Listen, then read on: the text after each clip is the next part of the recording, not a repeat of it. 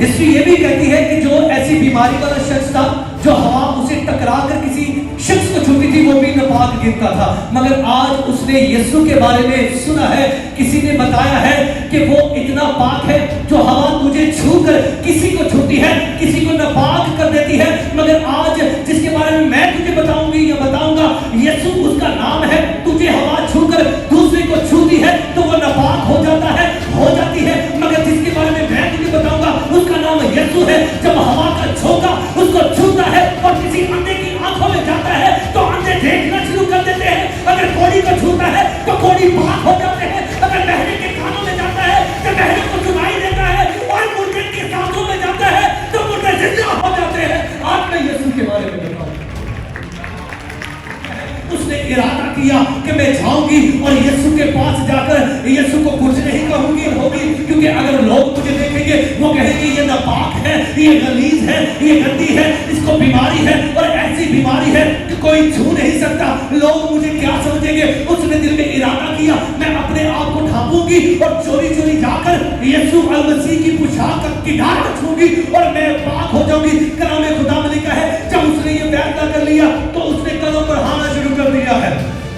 اس نے کیا کیا ہے؟ قدم بڑھانا شروع کر دیا ہے۔ ٹوپی کیا ہے؟ آگے قدم بڑھائے۔ اس نے فیصلہ کر لیا ہے کہ میں انسانوں کے پاس گئی ہوں، میں طبیبوں کے پاس گئی ہوں، مگر کوئی مجھے چنگا نہ کروایا۔ آج میں طبیب اعظم یسوع المسیح کے پاس جاؤں گی، جو طبیب اعظم ہے، جو شفا کا مبدا ہے، جو شفا کا منبع ہے، جو کہتا ہے تو شفا ہو جاتی ہے، جو بولتا ہے تو شفا ہو جاتی ہے، جو مٹی پر تھوک کے اس کو سان کے اندھے کی آنکھوں میں ڈالتا ہے اور کہتا ہے دھونے، جب وہ دیکھتا دھوتا ہے تو اندھے دیکھنا شروع کر دیتے ہیں۔ آج میں اس یسوع کے پاس جاؤں گا۔ کلام خدا میں لکھا ہے جب اس نے فیصلہ کیا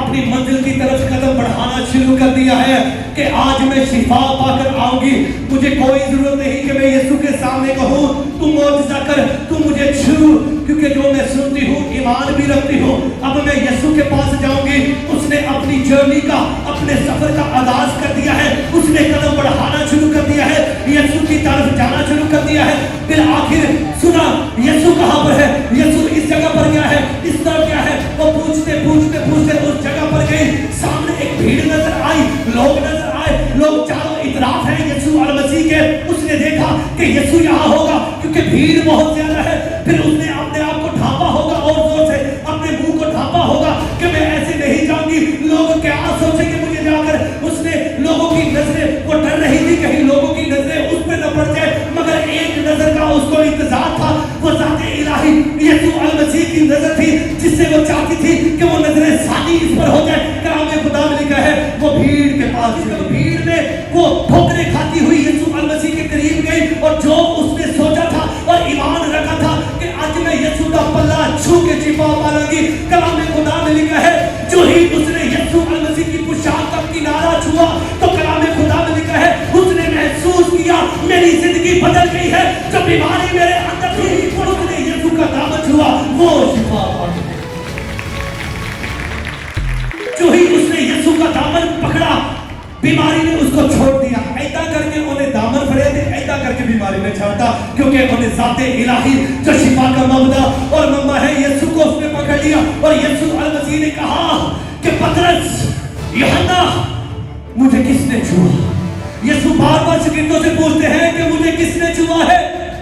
شاگرد کہتے ہیں ربی، استاد، ہم کیسے بتائیں کہ تجھے کس نے چھوا ہے، کیونکہ بھیڑ اتنی زیادہ ہے، لوگوں کی تعداد اتنی زیادہ ہے کہ ہم ان کو گن بھی نہیں سکتے، اور تو پوچھتا ہے کہ مجھے کس نے چھوا ہے، بھیڑ تو تیرے اوپر گرے پڑتی ہے۔ یسوع مسیح نے کہا نہیں، مجھے کسی خاص نے چھوا ہے، کیونکہ میرے اندر سے قوت نکلی ہے، کیونکہ میرے اندر سے ایک قوت نکلی ہے، اور تو ہی وہ قوت اس عورت کے اندر گئی، بیماریوں نے